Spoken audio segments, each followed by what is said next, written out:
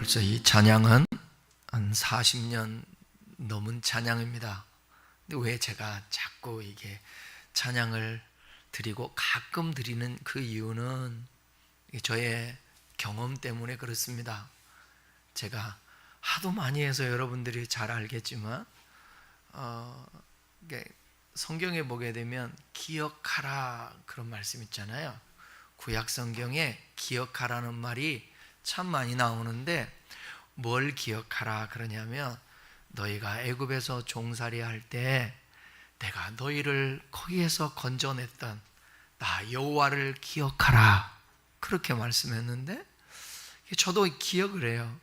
어렵고 힘들 때마다 이 찬송을 듣고 또 마태복음 6장에 나오는 아무것도 염려하지 말라는 거죠.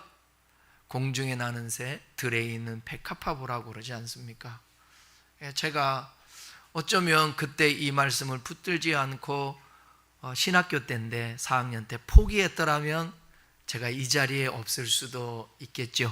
그러나 등록금 때문에 마지막 학기 그 기류에 있었을 때에 하나님은 저를 코너로 몰고 갔었던 것 같아요.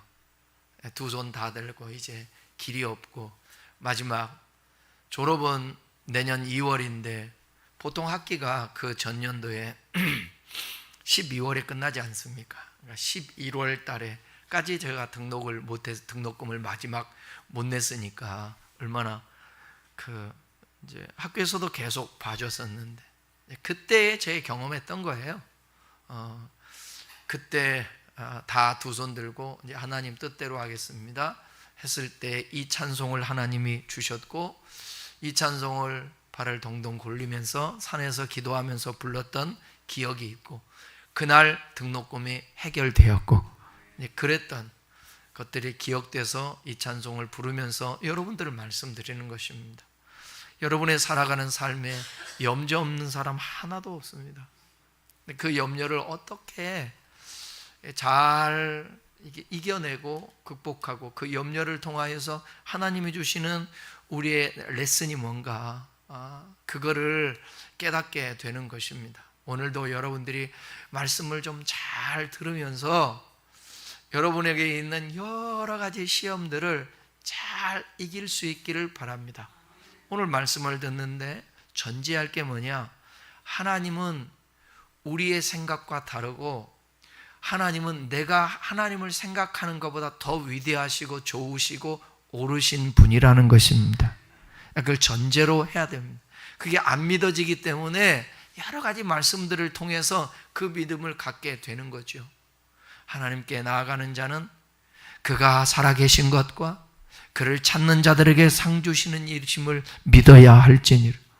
히브리서에 나오는 11장에 나오는 히브리서 11장에 나오는 그 인물들이 다 그렇게 믿고 살아갔던 사람들입니다. 그 믿음의 사람들이라고 해서 고난이 없던 사람 아니에요. 수많은 그 고난을 겪고 이겨냈던 사람들이 믿음의 반열에 오른 것입니다. 여러분, 우리의 인생은 지금 여러분들이 아무리 힘들고 어려워도 그 수고를 그치는 때가 옵니다. 그리고 지금은 다 과정입니다. 결론은 도달하게 되어 있습니다. 그러니까 오늘 좀 힘들어도 참으세요. 오늘 말씀 들으면서 힘을 내세요. 네, 인생은 수고와 슬픔이에요. 나오잖아요. 시편에 인생이 70이요 80인데 그게 수고와 슬픔뿐이라고. 얼마나 인생이 힘들고 어려웠으면 그 죽음의 앞에서 쉬라 하시네. 쉬라는 거예요. 여러분, 문득 저도 삶에 대한 애착들이 참 많았는데 옛날에 지금도 없다고 못하겠죠. 당연히 있죠. 그런데 그런 생각을 해요. 죽음은 두려움이 아니라 죽음은 그 이별하는 사람들과의 아픔 때문에 그러지 과정이 조금 힘들어서 그러지 죽음 자체는 뭐냐면 여러분들이 지금 끌어안고 있는 모든 그 아픔들이 힘듦들이 견디기 어려운 일들이 이렇게 쉬는 날이 되는 것입니다. 그게 결과예요. 그러니까 이 땅에 사는 날 어차피 쉬는 날 오니까 이게 사는 겁니다. 사는 거예요. 그 삶 속에서 하나님과 관계하면서 어떻게 하나님을 경험하는가. 꼭 시험이 있고 힘들고 어렵고 막 고통 가운데 있다고 해서 삶의 의미가 없는 게 아니고, 가치가 없는 게 아니고, 하나님이 안 계신 게 아니고, 그래도 그렇다고 해서 꼭 불행하게 느끼면서 울고불고 하지 않고, 인생의 그 질곡 속에서도 감사하고 기뻐하며 살았던 우리의 믿음의 선배들이 있고, 지금도 그러한 사람들이 너무 많아요. 그런데 드러나지 않을 뿐이에요. 어떤 사람만이 드러납니까? 아팠다고 회복되든지 잘 됐든지 새롭게 하소서나 내가 매일 기쁘게라는 기독교 방송에서 나오는 자들, 그런 자들 때문에 오히려 묵묵히 견디며 믿음으로 어떤 상황에서도 기뻐하고 즐거워하고 감사하는 그런 사람들이 잘 드러나지 않는 거예요. 여러분, 얻어서 많은 것을 소유해서 간증하는 사람보다 없음에도 불구하고 감사하며 자족하며 만족하며 평안을 누리면서 살아가는 사람들이 훨씬 많습니다. 드러나지 않을 뿐인 거죠. 하나님은 그걸 주목하고 계시는 것입니다. 오늘 여러분들이 주목하고 계시다라는 사실을 좀 말씀을 통해 알았으면 좋겠어요.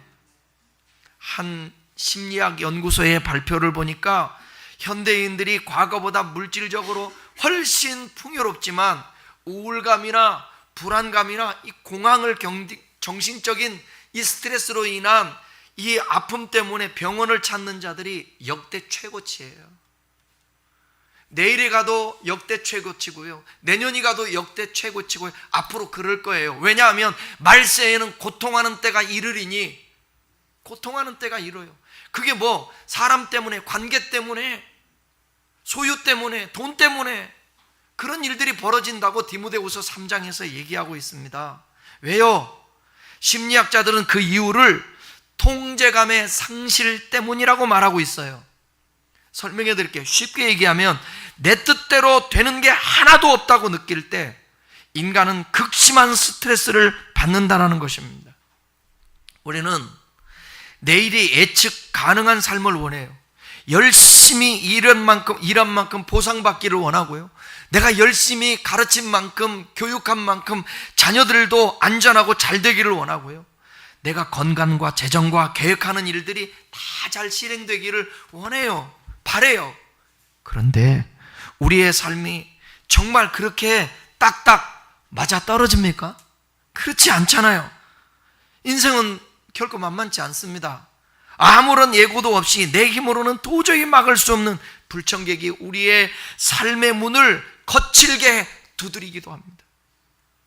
갑자기 찾아온 청천벽력 같은 질병, 믿었던 사람과의 관계 속에서 배신, 평생 일군 삶의 위기, 자녀들의 방황, 막막한 미래, 노후 등등, 이런 일을 만나면 우리는 깊은 무력감에 빠지게 됩니다. 저 또한 예외가 아니겠죠. 밤마다 천장을 바라보면서 숨이 턱 막히고 이제 인생이 끝났나 보다, 다시 회복될 수 없다라는 절망의 늪에 갇히기도 합니다. 한없이 부정적인 생각으로 안 된다, 못한다, 끝이다, 그렇게 수렁에 빠지기도 합니다. 시야가 좁아지고 모든 상황이 최악으로만 보이는 거예요. 어떤 일이 왜 터지면 우리의 시야가 자꾸 좁아질까요? 생각이 자꾸 좁아져요.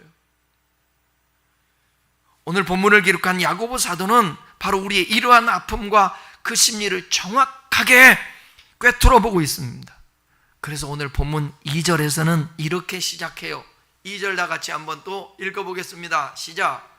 내 형제들아, 너희가 여러 가지 시험을 당하거든 온전히 기쁘게. 그냥 지나가는 사람에게 아무에게나 야, 너 시험 기쁘게 그랬던 게 아니에요. 뭐라고 그래요? 첫 번째, 누구에게 이렇게 말하는 거예요? 형제들아. 근데 그 형제가 피부칩니까? 아니에요. 여기 말하는 아델포스예요. 아델포스, 진짜 피부치 같은 형제, 그런 자들에게 지금 야고보 사도, 예수님의 동생이에요. 야고보가 지금 권면하고 있는 거예요. 그 당시에 이 야고보서를 받는 수신자들은 신앙 때문에 또 경제적인 어려움 때문에 너무 고통 가운데 있었던 사람들이에요. 그런 자들에게 지금 이 편지를 통해서 말하는 거예요. 여기 말하지 않습니까? 여러 가지 시험, 우리 인생에는 시험이 있잖아요. 시험에 대해서는 뭐 수도 없이 얘기했으니까. 근데 여러 가지래요. 여러 가지. 이 여러 가지라는 단어를 원어에서 보게 되면 알록달록한 무지개나 화려한 양탄자 있잖아요. 그 양탄자의 색상, 그것을 표현할 때 썼던 단어입니다. 즉 우리가 만나는 시험은 한 가지 모양이 아니라는 거예요. 저도 살아보니까 한 가지 시험을 넘으면 또 와요. 평생 동안 내가 완성되기 전까지는 이 시험이 따라다녀요. 그런데 우리 주님은 그러죠. 시험만 주고 방관하는 자가 아니라 뭐라고 말씀하냐면 너희가 시험을 당할 때에 피할 길도 주신다라는 거예요. 여러분 어떤 시험이 있나요? 피했으니까 오늘 이 자리까지 온 겁니다. 네? 시험을 못 피하고 감당할 수 없었으면 이 자리에 못 앉아 있어요. 그래 지금 감당하고 있는 거예요. 어떤 사람에게는 시퍼런 질병으로, 어떤 사람에게는 잿빛 경제적 위기로, 어떤 사람에게는 관계의 깨어짐이라는 다양한 색깔과 모양으로 찾아옵니다. 그래서 더 예측하기가 어렵고 두렵습니다.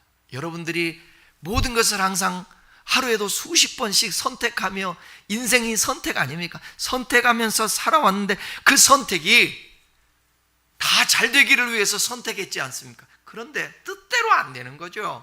그래서 우리는 실망하게 되고 우리의 한계를 느끼게 되는 것입니다. 또 야고보 사도가 뭐라고 말하냐면 시험을 당하거든요. 당한다는 단어 설명해 드릴게요. 이 말은 내가 원해서 찾아가서 만들어서 당한 것이 아니에요. 길을 가다가 불가항력적인 구덩이에 불쑥 빠져버린 상태, 이게 당한 거예요. 그러니까 예기치 않은, 생각지 않은, 마치 제자들과 예수님이 그 갈릴리 호수를 갔다가 지나갈 때에 바람이 풍랑이 일지 않습니까? 이거는 예측하지 못하는 거예요. 항상 누구도 이거를 당하거든. 저와 여러분도 마찬가지 아니에요. 예기치 않는데 당하는 것입니다. 내 잘못이 아닌데도 인생이라는 길을 걷다 보면 어쩔 수 없이 고난의 웅덩이에 빠질 때가 있다라는 거예요. 그것을 성경은 그대로 인정하는 거예요. 인정하라는 거예요, 우리에게. 그렇다면 사랑하는 성도 여러분, 언제 어디서 어떤 색깔로 우리를 덮칠지 모르는 이 여러 가지 시험을 만났을 때 도대체 우리는 어떻게 해야 되는가? 세상 사람처럼 신세를 한탄하고 주저앉아 있을 수는 없잖아요. 원망할 수도 없잖아요.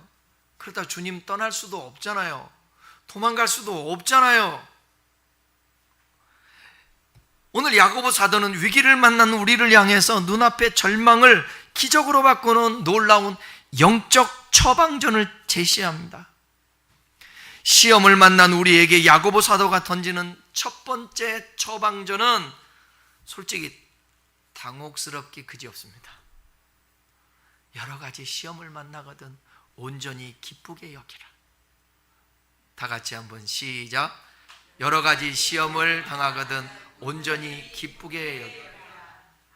솔직히 이 구절 읽으면 의구심 생기지 않아요? 아니 어떻게 기뻐하란 말인가? 사도 야고보는 인간의 고통을 너무 모르는 현실 감각 없는 소리를 하는 것 아닌가? 아니요, 우리와 성정이 똑같은 사람이에요. 다만 하나님의 계시와 감동을 받아서 말할 뿐이에요.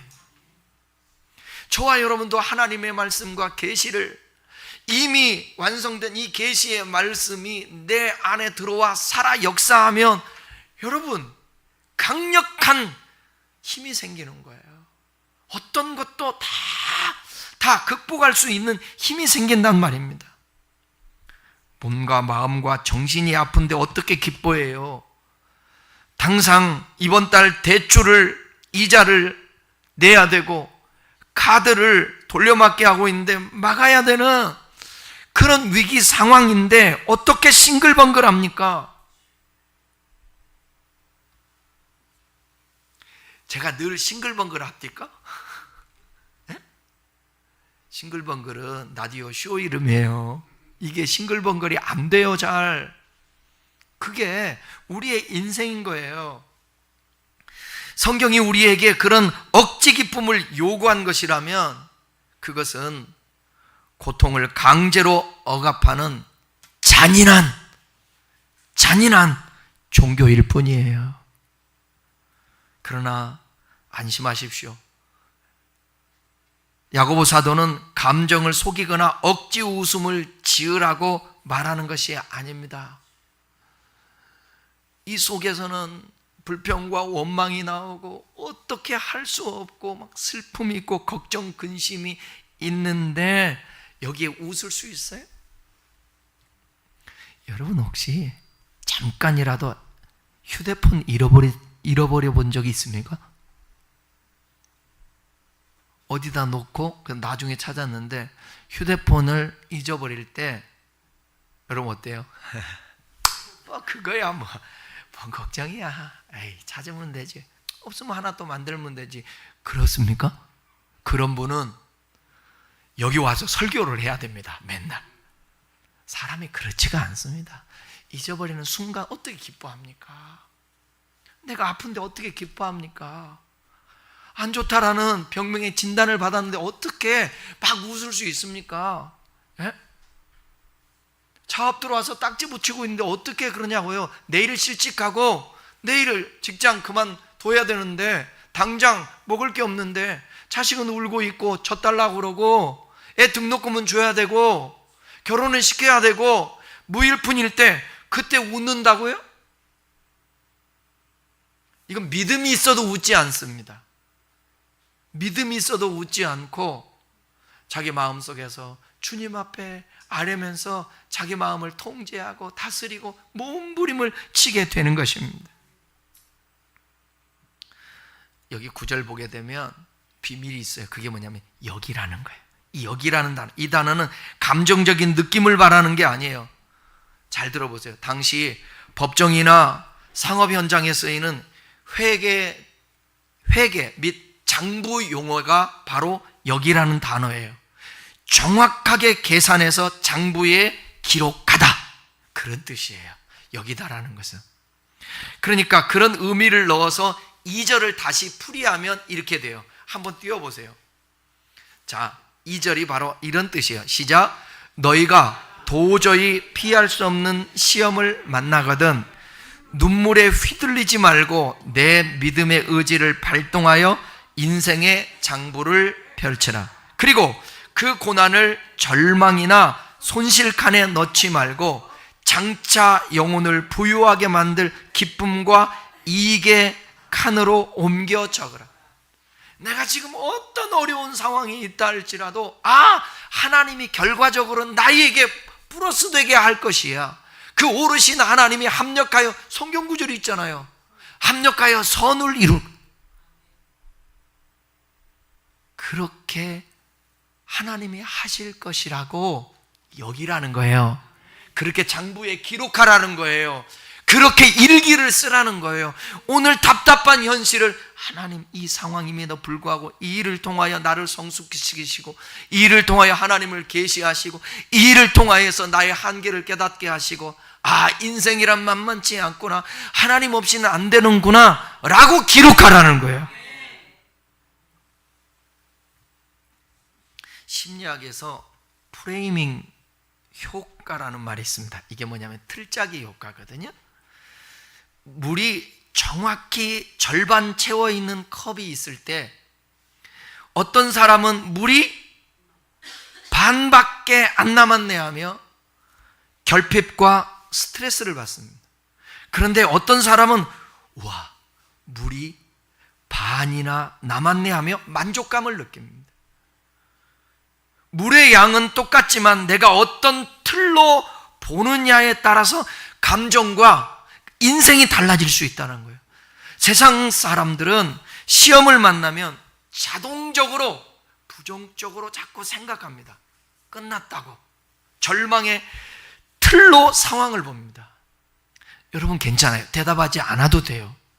여러분의 마음을 체크하라는 거예요. 여러분 어떤 일을 딱 닥치면 이걸 상황을 긍정적으로 봅니까? 아니면 부정적으로 봅니까? 물이 반절 정도 남아서 더 먹어야지. 아니야, 더 먹어야 돼. 반 이상 먹었죠, 제가. 여기 컵으로 보면. 여러분 이거 볼 때 어떤 생각이 드나요? 이거밖에 안 남았다? 입니까? 아니면 이만큼이라도 남았다? 입니까? 통장 잔고를 보면서 이만큼이라도 있네? 우리 소미가 왜 웃는지 모르겠는데, 우리 소미가 70명 중에 예를 든 거예요. 또 사실로 받아들여 시험 들면 안 돼. 70명 중에 예를 들어서 50등을 했다. 잘한 거예요? 못한 거예요?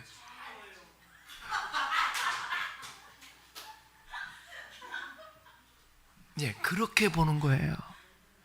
그렇게 보는 거예요. 안 된 걸 보지 말고, 네? 내가 우리 김웅윤 집사님을 참 이게 지금 현재 몸이 안 좋은 상태, 병원에 지금 왔다 갔다 진단하는데 이제 전립선 수치가 아주 매우 높아요. 200 몇인데 검사 받고 나서 조금 있다가 이제 약도 먹고 하면서 한 40 정도 떨어지니까 얼마나 긍정적인 생각을 하는지, 이만큼이라도 떨어졌다고. 사랑하는 여러분, 우리가 어떤 사건을 볼 때 이 내 틀이 어떻게 짜여 있느냐에 따라서, 그래서 평상시에 훈련을 많이 해야 돼요. 자꾸 인풋을 해야 돼. 인풋. 뭔 인풋이냐? 하나님의 말씀을 인풋하고요, 좋은 말들, 긍정적인 생각들을 계속해서 머릿속에 집어넣어야 되는 것입니다. 야고보 사도는 오늘 우리에게 마음의 틀을 바꾸라고 도전을 합니다. 마음의 틀을 바꾸라고. 한번 띄워보세요. 같이 한번 읽어보십시다. 시작. 성도여, 고난이라는 컵을 보며 내 인생이 깨졌다고 말하지 말라. 이 시험은 너를 무너뜨리는 결핍의 과정이 아니라 하나님이 너를 명품으로 빚어가실 거룩한 기회의 시작이다. 깨지고 결핍되고 무너지고 끝장이라고 생각하지 마시고 하나님이 빚어가시는 과정이라고 생각하십시다. 환경은 우리가 바꿀 수 없을지 모릅니다. 하지만 그 환경을 바라보는 우리의 믿음의 틀은 바꿀 수 있잖아요. 고난의 한복판에서 원망의 장부를 덮고 하나님의 섭리 안에서 내 고난을 기쁨으로 계산하는 그런 생각으로 바꾸자는 것입니다.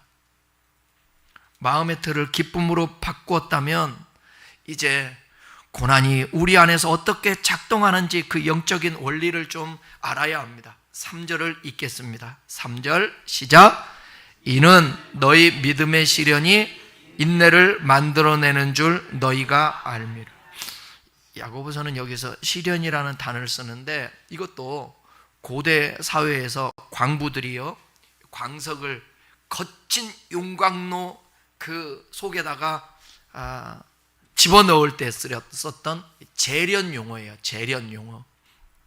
시련이라는 게 섭씨 1000도씨가 넘는 용광로에다가 땅에서 캐낸 금광석 넣습니다. 거기에는 여러 가지 흙과 돌, 불순물들이 섞여 있지 않습니까?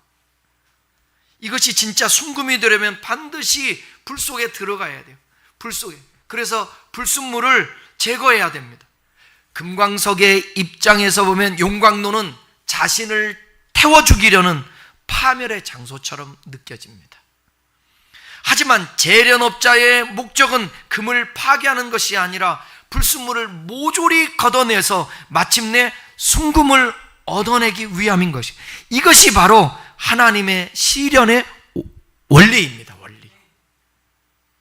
하나님이 우리에게 고난의 용광로를 허락하신 이유는 우리를 태워 없애버리려는 것이 아니라, 그걸 보면서, 하나님을 보면서, 우리를 보면서 때로는 아파하시기도 하고, 때로는 울면서 예수님처럼 우리를 지켜보고 있는 거예요. 그리고 우리를 온전한 사람으로, 온전한 믿음의 사람으로, 하나님과 영원토록 살 사람으로, 교제할 수 있는 사람으로, 영생할 수 있는 사람으로 우리를 재련하는 것입니다. 재련은 잠깐이지만 누릴 것은 영원한 거예요. 금도 마찬가지 아니겠어요? 제가 잘 모르지만 불순물 다 빼내잖아요. 땅에다 묻어 천년을 묻어놔도 금은 그대로 금인 거죠. 우리도 마찬가지예요. 따라해봐요. 시련은 잠깐이지만 누림은 영원하다. 아멘. 그래서 하나님 나라도 통치 개념에서 지금 현재도 하나님 나라를 경험하지만 미래에 다가올 하나님의 나라, 완성된 하나님 나라도 우리가 소망하면서 사는 거예요. 왜? 그것이 영원하니까. 꼭 아십시오. 고난은 나를 파괴하는 유혹이 아니라 내 믿음의 순도를 높이는 하나님의 거룩한 테스트라는 사실입니다. 성경이 말하는 인내는 무기력하게 주저앉아 참는 그런 개념이 아닙니다.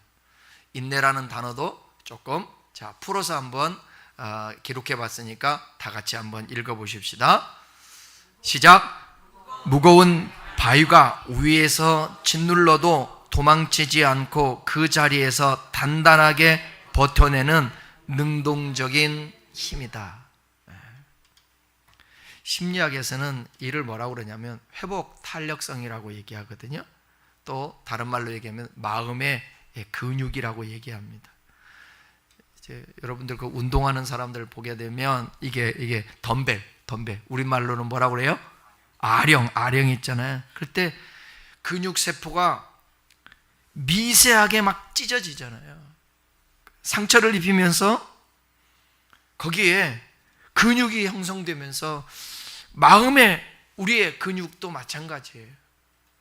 똑같이 어려운 일들을 막 다 끼고 잔 근육들이 이게 상하게 되고 찢어지게 되면 이게 근육이 돼서 이러듯이 우리도 마찬가지예요. 그런 경험이 있을 때 우리의 마음의 근육이 커지는 것입니다. 아무런 아픔도 없는 온실 속 같은 환경에서는 결코 흔들리지 않는 믿음의 근육이 자라지 않습니다. 그래서 하나님은 우리를 광야로 내모는 거예요. 그냥 이스라엘 백성들을 애굽에서 바로 가나안으로 넣으면 얼마나 좋을까요? 광야에 40년 근육을 키우게 하는 것입니다. 많은 현대인들이 큰 고통을 겪고 나면 트라우마에 갇혀서 무너지기도 합니다. 그러나 극심한 역경을 겪었음에도 불구하고 이 고난을 통과하기 전보다 훨씬 더 깊고 성숙해지는 사람들이 있습니다. 그것을 이제 심리학에서는 외상후 성장이라고 부르거든요. 내 힘으로 살 수 없다라는 절망의 끝에서 하나님을 향한 절대적 신뢰가 시작됩니다. 삶의 우선순위가 바뀌고 영원한 가치를 바라보는 눈과 생각이 열리게 되는 것입니다.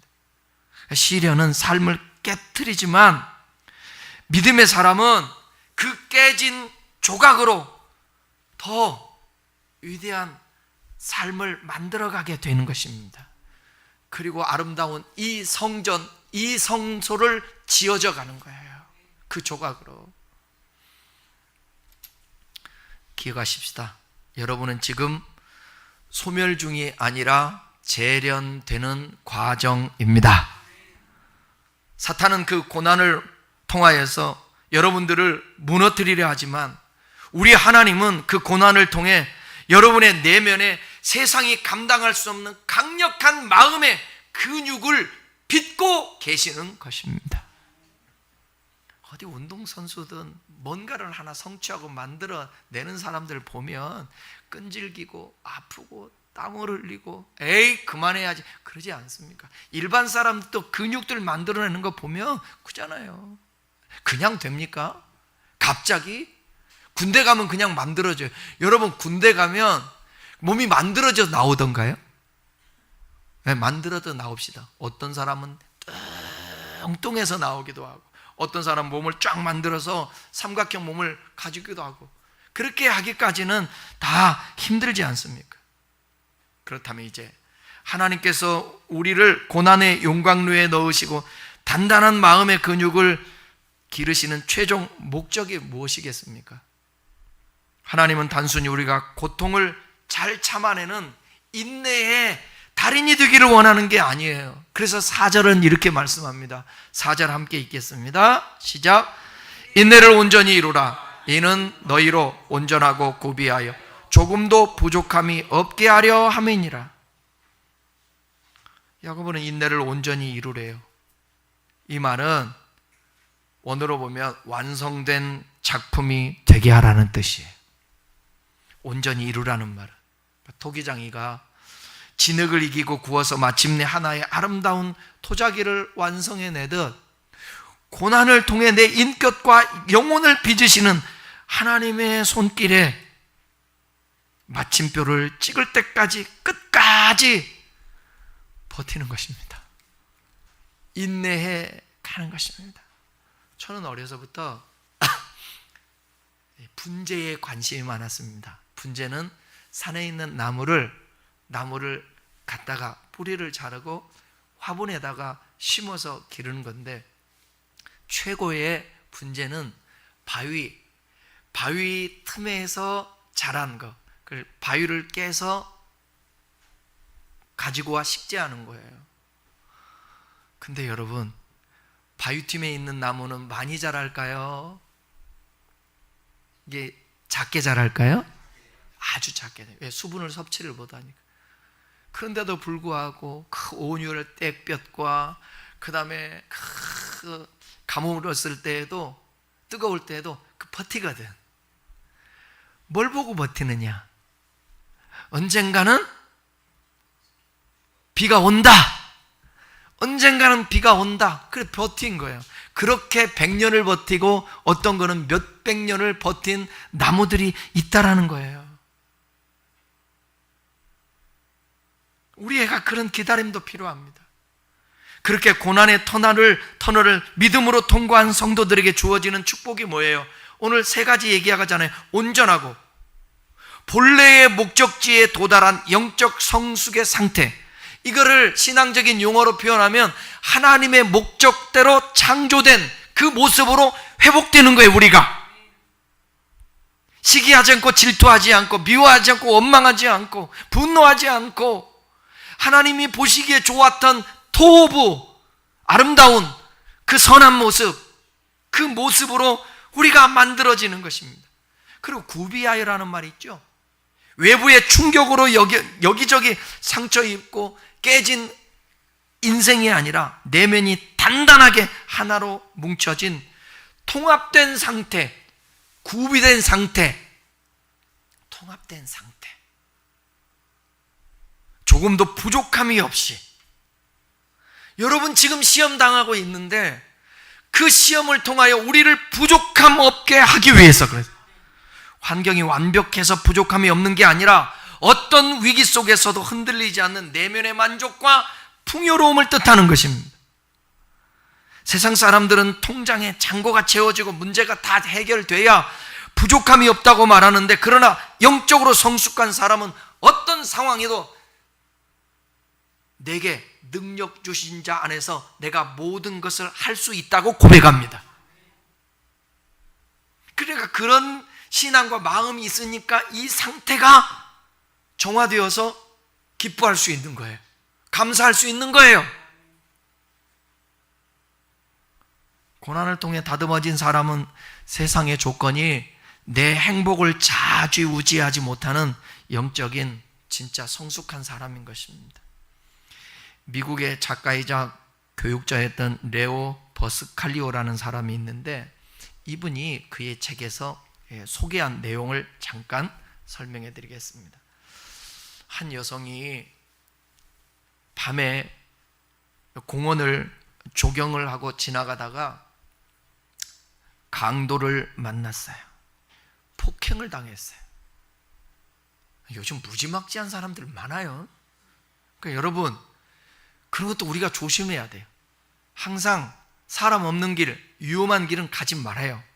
그리고 뒤돌아보고 공원에서 사람이 없는 틈을 당해서 폭행을 당했는데 그로 인해서 심각한 상처를 입게 되었습니다.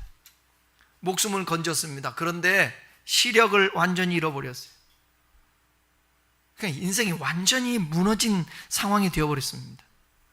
그런 상태에서 어떤 사람이 그에게 인터뷰를 하게 되었어요. 그 인터뷰 가운데 진행자가 이렇게 물어요. 그 아픔과 그 시력을 잃는 고통한 그 일을 당한 것을 생각하면 얼마나 분노와 원한이 크십니까? 그렇게 물었더니 그 여성은 이렇게 대답해요. 잘 들어보세요. 그 사람은 내 인생에서 하룻밤을 앗아갔을 뿐입니다. 저는 그에게 단 1초도 더 쓰지 않겠습니다. 이렇게 말했어요. 그러니까 과거에 당한 그 상처, 거기에 계속해서 투자하고 쓰지 마시라는 거예요. 1초도 쓰지 않겠다는, 그것은 그것으로 끝난다라는 거예요. 막이 이제 장면이 바뀌는 인생을 살겠다라는, 거기에 얽매여봤자 무슨 의미가 있겠습니까? 시험과 상처가 사람을 파괴하는 이유는 사건 자체보다도 그 사건의 마음과 시간을 계속 뺏기기 때문에 그렇습니다. 그런데 이 여성은 고통을 부정하지 않으면서도 그 고통이 자기 인생의 주인이 되지 못하게 했습니다. 바로 이런 태도가 시험을 통과한 믿음입니다. 저와 여러분들이 믿음의 이게 신앙과 하나님과 관계 속에서 말씀으로 충만하며 근육이 충만하지 않으면, 세월호 사건 아시죠?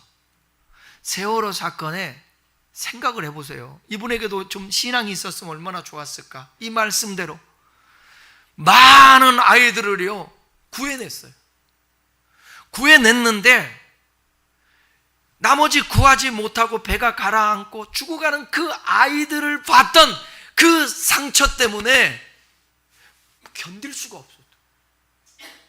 그래서 스스로 목숨을 끊었어요. 그런 일뿐만 아니라 우리가 살아가는 삶에 그래요. 그 우리의 마음의 근육을 막 키워야 돼요. 그 미리 상상도 해야 돼요. 나에게 이런 일이 일어나면 나는 어떻게 할까? 그래서 기도가 필요한 거고 묵상이 필요한 거예요. 갑자기 생각지 않았는데 생각해 보세요. 옆에서 누군가가 뺨을 때릴 거다고 이게 생각하고 있으면 피할 생각하는데 갑자기 멍하고 있는데 옆에서 한 대 때려 보십시오. 말씀을 마치겠습니다. 여러분, 여러 가지 시험을 당할 때 도대체 어떻게 해야 돼요?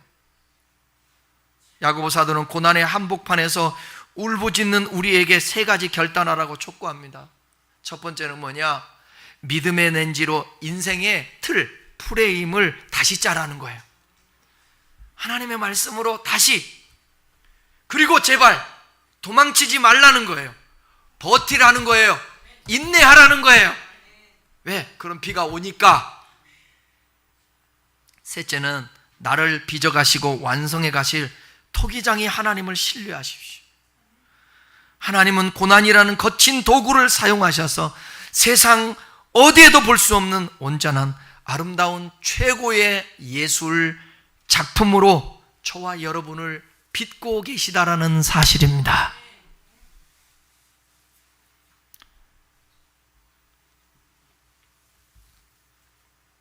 (1886년) 영국의 위대한 화가가 있었는데 조지 프레덱스 와츠라는 사람이에요. 그 사람의 작품 중에 소망, 제목이 소망입니다. 이게 불후의 명작인데 사진 한번 띄워줘 볼래요?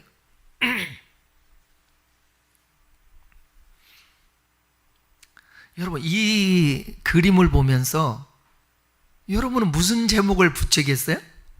여기다가 소망이라는 제목을 붙일 수 있습니까? 반대로? 이게 절망이에요. 이게 지금 저 돌이에요. 돌 위에 제가 알기로는 그 이제 물에 있는 돌 위에서 간신히 지금 저러고 있는 거예요. 자, 그림 속 여인은 눈을 지금 가리고 있잖아요. 좀 그림이 적어서 그런데 여기에 줄들이 있는데 모든 줄이 다 끊어지고 오직 한 줄만 남아있는 하프를 상징해요. 하프. 눈으로 보면 완벽한, 여러분들 얘기했던 대로 절망입니다. 그런데 화가는 왜 그림의 제목을 소망이라고 지었을까? 모든 상황이 끊어졌지만 마지막 남은 단 한 줄을 붙잡고 연주하기 위해서 귀를 기울이는 그 의지적인 모습이 진짜 소망이라는 거예요. 소망 때문에 저렇게 할 수 있다는 것입니다. 모든 사람은 위기, 절망, 포기, 끝났다, 어떻게? 그림 내려도 돼요. 사탄은 우리의 건강을 끊어버리고 재장을 끊고 관계줄을 끊고 이제 내 인생은 끝났다고 절망의 프레임을 씌워버립니다. 네가 어떻게 살아? 네가 여기서 어떻게 이겨낼 수 있어? 너는 끝장이야. 그건 사탄의 소리예요. 오늘 야고보 사도는 우리에게 말씀합니다.